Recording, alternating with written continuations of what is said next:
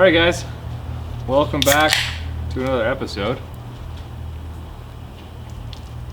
So this is gonna be a talking episode, but it's gonna be about some good stuff. Maybe answer some questions that if you've watched any of our videos and seen stuff in the background, maybe you're into.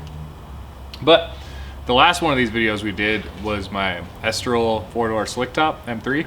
News on that, progress is slow, but it's coming. Jason and I picked up the engines. He's building the identical engine. We picked up the engines today from the machine shop, or just the blocks. So those have been line honed with a torque plate to 85 millimeters.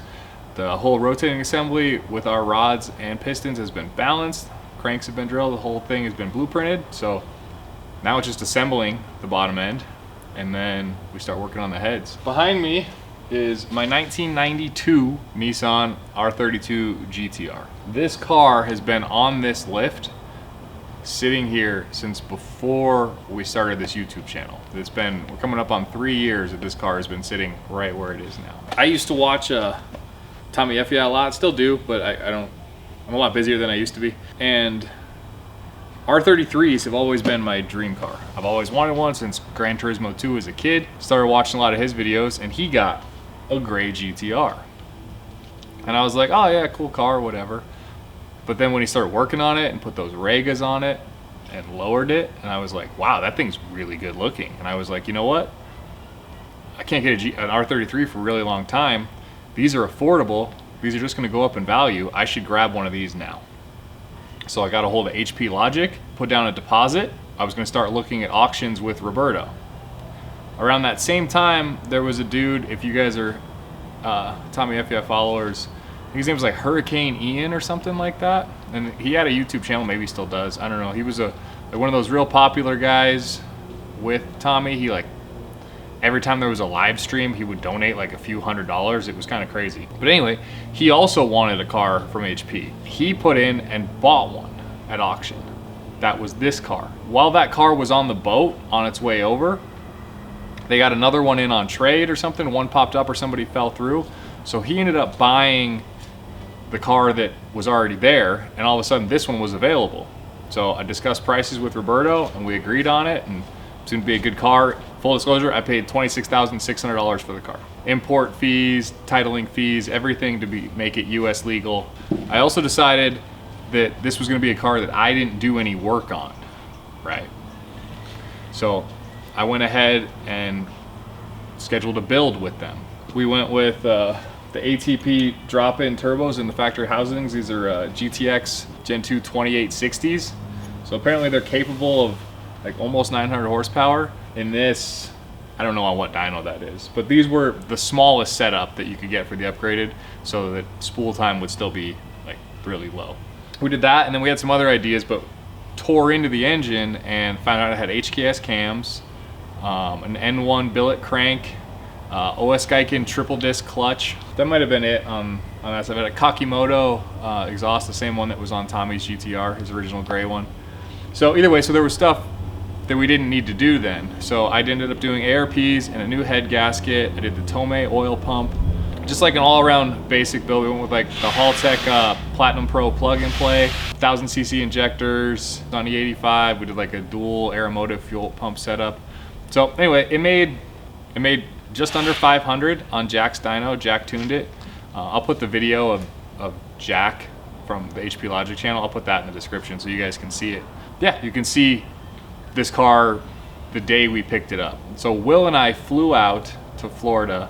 Roberto picked us up at the airport, did like the whole smoozing thing. It was pretty cool. We got to drive the Cappuccino on a beer run. If you guys know the can't catch the Cappuccino meme in the reference.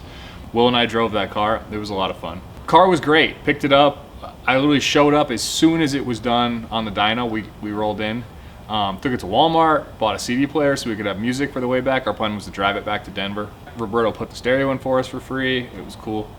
Loaded up all the parts, and then we went back to the Sunoco that's right by their shop that they always use for their E85, and then we're just going north out of Florida. It just starts doing like a weird like misfire thing. It's not all the time, but it's just like it would just drop, like the whole engine would like skip. And it was just like, I don't know, we just paid a boatload of money to have this thing done. Like, let's take it back. So we take it back, and Jack's checking it out. Roberto's checking it out. It's like almost midnight. I mean, it's late. And place like the cam angle sensor, and we thought maybe the alternator was doing a thing because it would like dip voltage at the same time. And we're just checking all kinds of stuff. Really couldn't find anything that seemed wrong, so we just went for it. We drove, it was good. I mean, it wasn't good. It was still doing that, but everything else seemed to do fine. Will's parents live in Arkansas, so our plan was to drive from Florida to their house in Arkansas, spend the night, and drive the rest of the way the next day to Denver. After a fuel stop, the car just dies on the highway, like just dies on the side of the highway. And then we pull over, it won't start, just cranks. We don't have any tools with us. We end up checking out the fuel filter and stuff, and that's when we find out where all these issues started coming from. It was poured the fuel filter. It had like an aftermarket one sitting right up, like right down here, like past the fuel rail. And it filled probably a half an inch in the bottom of the Gatorade bottle of just water. Put it all back together, still doesn't run.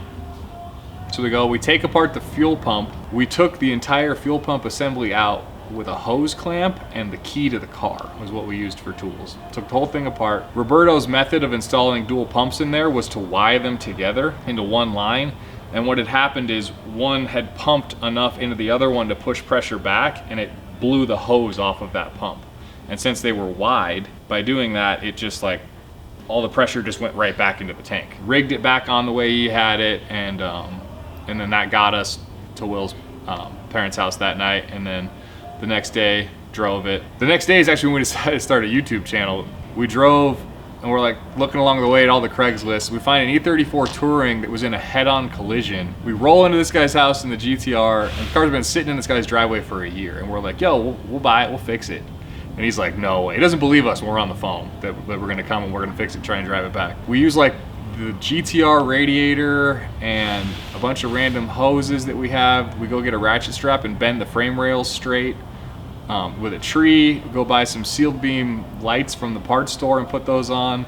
Seal some of the expansion tank things with like a cork.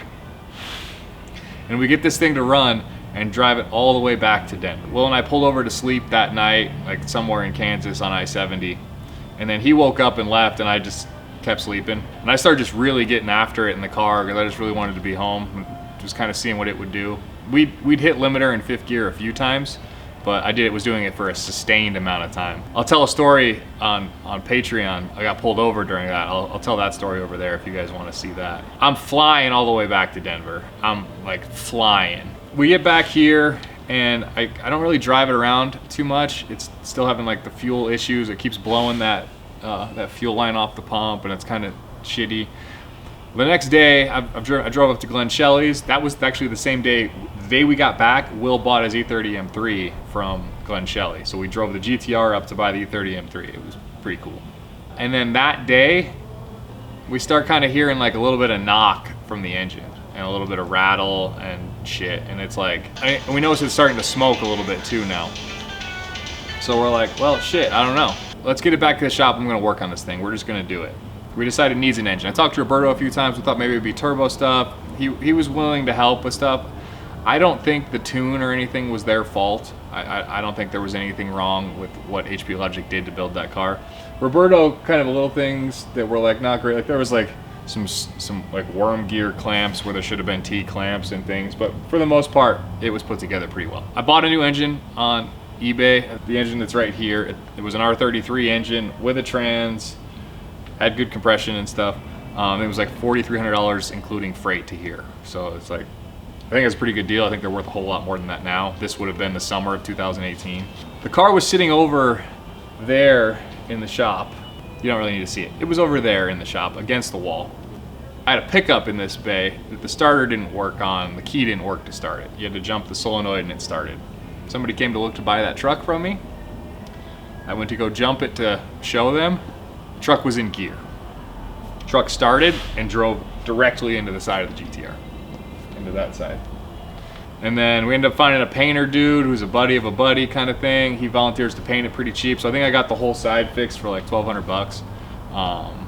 He did an okay job. We'll see once. I've never washed it since then or finished polishing it or anything. So we'll see. Paint's fixed, like let's do this. So I dropped the old engine out of it. We ripped it apart. We figured out there was 2 melted pistons. And it was like number 5 and number 1 were both pretty melted and kind of the same as that E36 turbo. Not anywhere near as bad. Like I don't think it was dropping a boatload of compression, but compression was lower on those 2 cylinders. The old engine off the subframe, the new engine on. Mike Chichette, TI Mike with the S50 Ti helped me, and we just ripped it and got it in there. And then, yeah, there was just a lot going on at that point, and it was kind of out of sight, out of mind. The engine was in it, it was there. Oh, there was some other things too. I forgot to put the plate between the transmission and the engine, like behind the clutch. And on these, it's not like a BMW, it was a lot thicker, and I've just been worried to run it without that, especially with that triple disc clutch, because I don't want to mess that up. I don't want to have to buy another one. And then there was some coolant lines. If you guys know about RB26s, and when they're still twins, they have so many coolant lines that are really hard to get to. I replaced all of them with silicone hoses, and I couldn't get them back around to the heater core. So I've been needing to just drop the engine back out. That same summer, an R32 GTR popped up when we were in Vegas on another trip. I'll save that story for another day when we do that car. Needless to say, I bought that car, and that being my dream car, I stopped.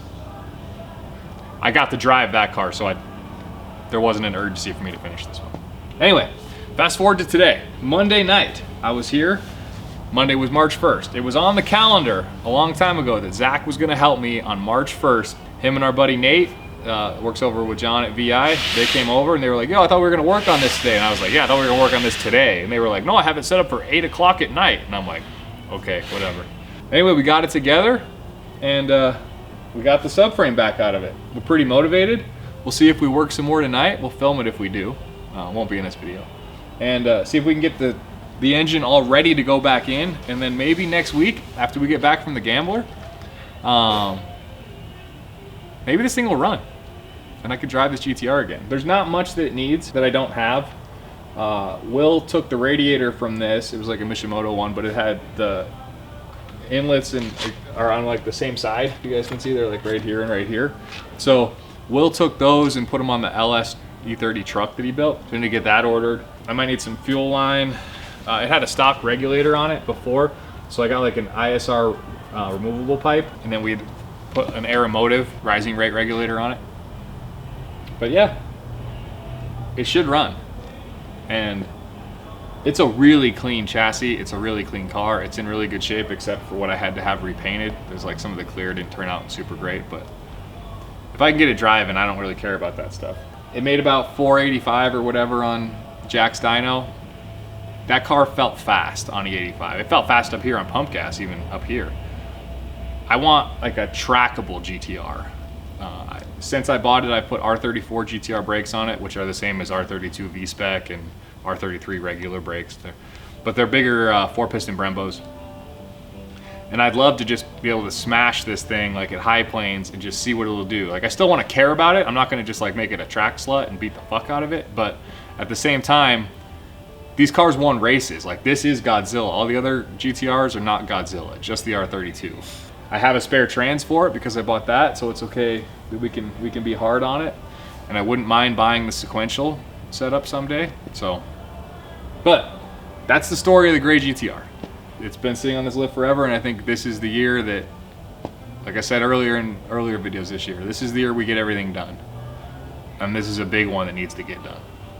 So, if you stuck through this long, I love you. Cheers. And soon we're gonna start shooting some fireballs.